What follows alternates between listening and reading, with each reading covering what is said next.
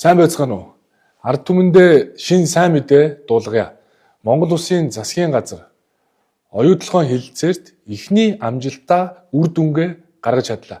Аж үйлдвэр эрдэс соёлын сайдаар ахлуулсан ажлын хэсэг Rio Tinto групптэй оюутлогын хэлэлцээрийн үр дүнд менежментийн төлбөрийг 2 дахин бууруулж чадлаа.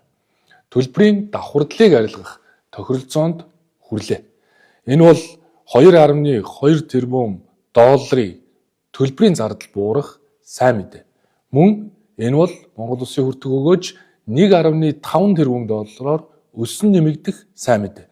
Он жил дамнан яригдсан, олон түмэн өсөж хүлээсэн, нэхэд шаардаж байсны үр дүн юм а. Энэ бол хөрөнгө оруулагчдын хувьд ч гэсэн сайн мэдээ. Монголчууд эрх ашиг хамгаалж чаддаг, хөрөнгө оруулагч нартай нэг түвшинд яриа хийж, хэлэлцээр хийж чаддгийн үр дүн юм а. Эх орныхоо баялагын өгөөжийг иргэндээ илүү хүртэхийн төлөө дуустгүй яриаг дуусгах олон сорилтууд бидний өмнө байна.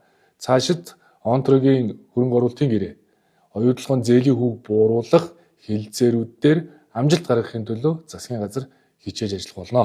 Монголын заяа их сайн цагийг хамтдаа бүтээцгээе.